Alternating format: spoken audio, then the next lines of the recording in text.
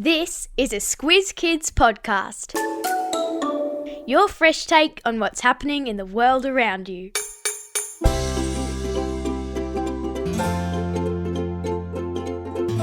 Some people faint at the sight of it, but we couldn't live without it. This is your Squiz Kids Shortcut to Blood, the podcast where we dive into the who, what, when, where, why and how of the big news stories. I'm Amanda Bauer. And I'm Bryce Corbett. Bryce, I heard an incredible fact the other day. Over our lifetimes, 1 in 3 Australians will need to receive blood as part of their medical treatment. But only 1 in 30 Australians actually donates blood. With World Blood Day coming up on June 14, we thought it was a good time to take you through what exactly blood is, why doctors test your blood when you're sick, and how you can have fun learning about blood. Listen carefully, there's a quiz at the end. What?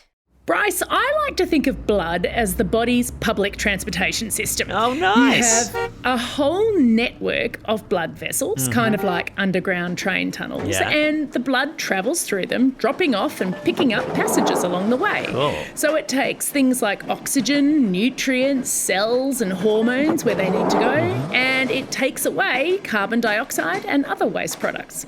Nice metaphor. Now, the heart is kind of the engine room of this transport system, pumping the blood around your body.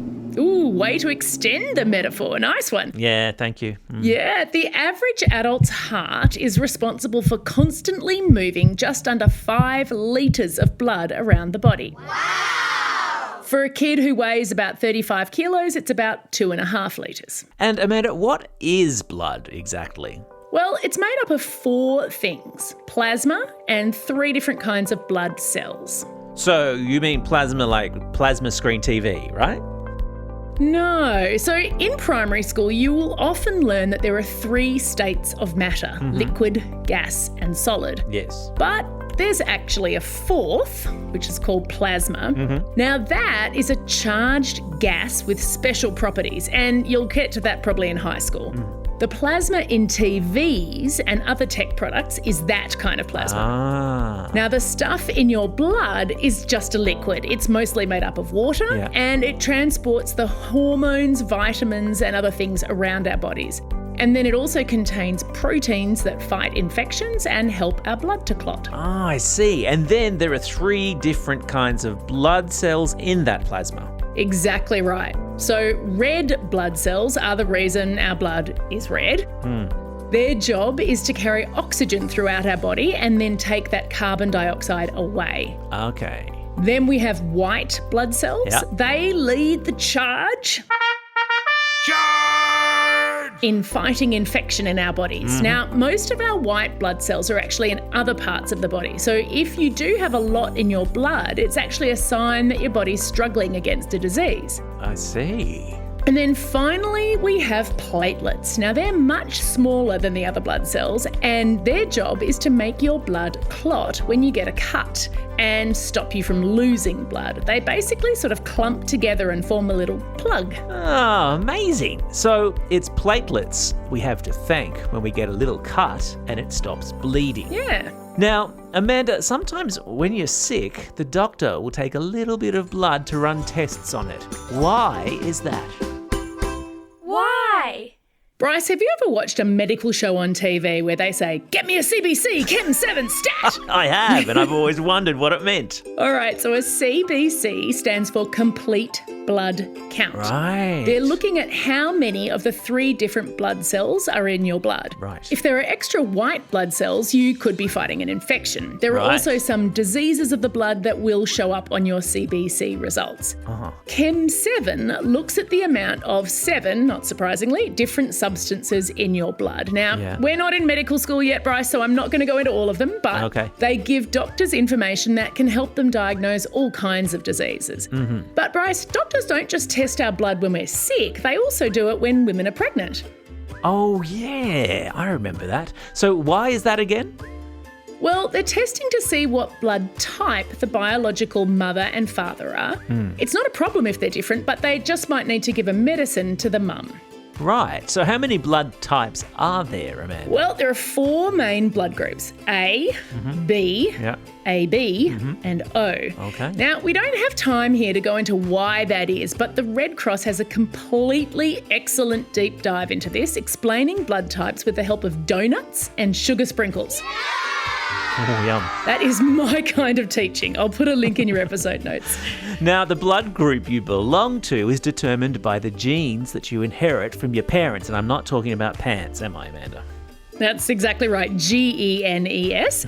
And each of those 4 groups, A, B, AB and O, can then be something called rhesus factor positive or negative, which again, those donuts and sprinkles will explain in more detail.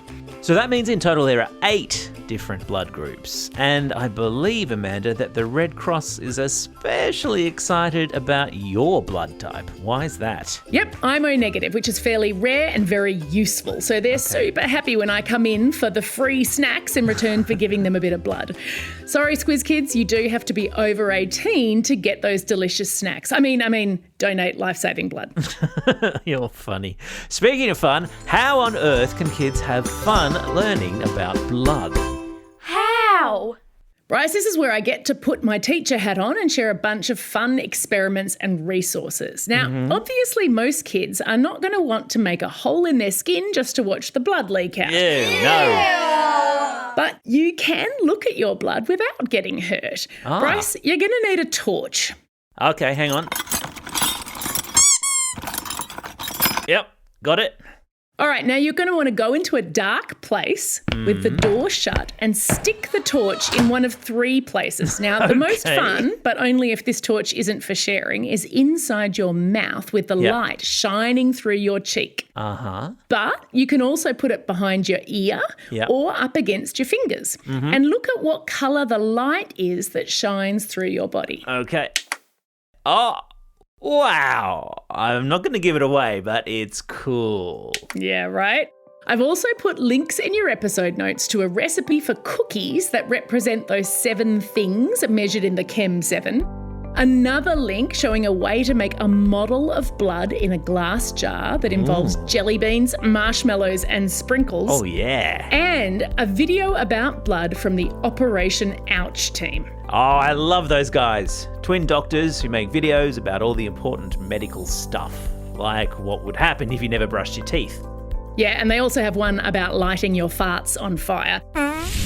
They are definitely a kid-friendly educational outfit. And Bryce, for my final trick, I've put in a link to a fabulous book with a vampire narrator called A Drop of Blood. I can't wait to take a bite out of that. I see what you did there. Time for the quiz. This is the part of the podcast where you get to test how well you've been listening. Question number 1. Which blood cells are responsible for the colour of our blood? The red blood cells, Amanda? Question number 2. If you scrape your knee, which type of blood cell helps the bleeding stop? Yep, those little ones, the platelets. Question number 3. What dessert can be used to explain blood types? Yeah, that's right. Donuts. Don't forget the sprinkles. Don't forget the sprinkles. That's all we have time for today. Thanks for joining us as we explored the who, what, how, where, when, and why of blood. And as we say every day on the podcast, now get out there and have a most excellent day. Over and out. These episodes are edited and engineered by Carter Quinn.